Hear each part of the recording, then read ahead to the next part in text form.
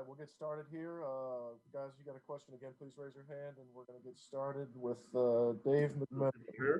So they're gonna ask you here questions here. You'll just talk to the camera, and then we'll also do questions here. So I'll let you know. Anthony, what's going on? Dave McMenamin. In a regular situation, obviously this season hasn't been regular, but in a regular situation, I think we haven't really asked you about this since we were in Chicago, but a player would make a decision on the next season when the season ends, right? But there was a 4-month hiatus this time around. Oh, there you go. Dave. I'm not going to ask you your decision. I just want to know, because that you had that big break of time, did it enter into your mind more than maybe it would have had you just been playing games? Actually, I haven't.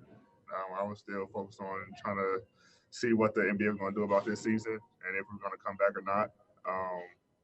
But no, it haven't crossed my mind. And within this 4 months, 3 months, 4-month break. Hey, Anthony, it's Mike Trudell back in LA. And, we think back to the last time you were in the playoffs and had that dominant first round against Portland before the tough series against Golden State. Did you feel like there was a difference in your game in like the postseason AD versus what you've done so far in the regular season? Is there another level that you get to, or how similar or different would you say that is for you, for your postseason experience to your regular season game experience? I think obviously you got to, raise your level somewhat. I think everybody level is in the postseason. And for me, I just try to take it up a notch. But I don't think there's a big discrepancy between in-season AD and postseason AD. AD. Next question is going to be from Tanya. I'm wondering how close or far, as you guys are going through practice, how close or far do you feel like to where you guys want to be for when the games count start? I think we're pretty close. There's still some things that we need to work on.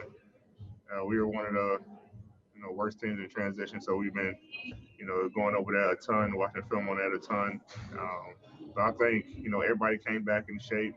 You could tell God's been working during the break, and now it's just about putting it all back together. You guys have talked a lot this year about your chemistry, but obviously being in the same place. Is there something that you guys do a lot more of together? Is it just meals? Is it something on campus, like fishing, golf, something like that? It's been video games so far. We're starting, a couple of leagues and different couple games. We didn't do that much, in LA. So I think that's kind of been the biggest thing that we, adopted since we've been here is playing video games as a team. Okay, now the next one's going to come from Will. All right, David. AD, David Aldrich, how are you, sir? Hey, this may be an odd question, but did you have anything in terms of a pregame routine going out to Staples, getting the Staples, once you got to Staples, somebody that you saw in the building every day, before every game, or that you did before every game, that you won't be able to do in the bubble that you will miss? No, I mean, just kind of treat it as a away game routine, just kind of go into that format. But there's nothing that I did specifically that will alter my pregame routine. Okay, next up, Chris Maddox. Hey, with the MVP voting going to be happening next couple of weeks or whatever, what do you think the strongest argument is for LeBron to be MVP this year? The things he's doing at his age. I mean, he's playing like probably one of his best years. Top team in the West. The things he's able to do on the floor, especially when everybody was saying he was washed and he should hang it up and all these things. He come back with a dominant performance, and then just to be even in the race, at this age, at this point in his career, and for me to see it every night, and the things he do on a consistent basis, not in stretches, 3 games here, 4 games here, but he does it every night. And he's been doing it his whole career. I think it's a good argument for him to be MVP. Okay, we have Joe Barden here. So they took us into the arena today, and we saw what it's looked like. It's not an empty gym how you imagine. Have you seen it? And what do you think? How do you think it's gonna go? I think it's pretty cool.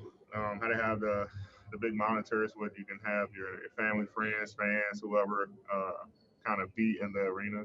I think that's a pretty dope idea. I know they're still trying to figure out some things as far as lighting and the sounds and stuff, but I think the whole concept of it is pretty dope. And they showed us seats where players can go and watch other teams games. Yeah. You think you'll do that? I'm not sure. Gotta look at the schedule and see who's playing and stuff like that, but there's not much to do here. So I mean, to go out and watch some other teams and scout a little bit. I might end up doing it. Okay, Rachel. Sure. We have the whole rest versus rust debate a lot, but we've never really had it when there's a 4-month break in the middle of the season. Do you think that your team in particular is going to come back more rested and actually maybe healthier, more energized, or more rested and a little not quite as together? I think we're rested and energized. I think it just gave everybody a chance to decompress, in the middle of the season and try to get back healthy, get their bodies back right, and just kind of get away from the game a little bit. So I think just whoever wins is going to be the team that's mentally tough. I mean, I don't think this has to do anything with physical attributes. It's more, who's mentally tough to get through, just being here, not seeing your family, and getting back to work. So I think we have an advantage in that category. Mark Spears. Good morning.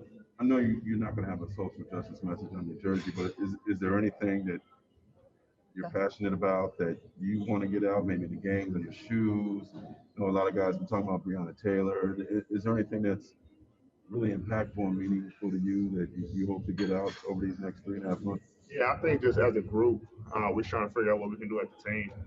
This is one of the biggest platforms that we can use for ourselves to speak out and for everyone to hear us. So I think individually we're impactful, but together we're more impactful. And we've been trying to figure out things as a group, as far as the Lakers for months since everything's been going on. So we're still trying to figure out ways that we can kind of let our voices be heard as a unit during the games. Whether maybe shirts or whatever it is. And then for me, individually, I have some shoes coming to kind of represent it. And on a follow-up on that, with your brand, LeBron's brand, combined with the Lakers brand, Right. you guys probably have the loudest voice here too. Is that something you guys talk about and trying to make the best of that? We haven't talked about that specifically, but we just know just as the Lakers brand, is huge, and it's trying to use that platform that the Lakers have, and then individually that each player has, and bring it all together to be heard even more. Taylor. So we know obviously you're focused on winning, but we heard Vogel talk about why he should be Defensive Player of the Year. What were your thoughts on what he said, and what's your case for that? I didn't hear what Vogel said. What is that? What's your case for why you should be? I don't have a case. I let my teammates decide and the fans decide. But I just go out there and play hard every night.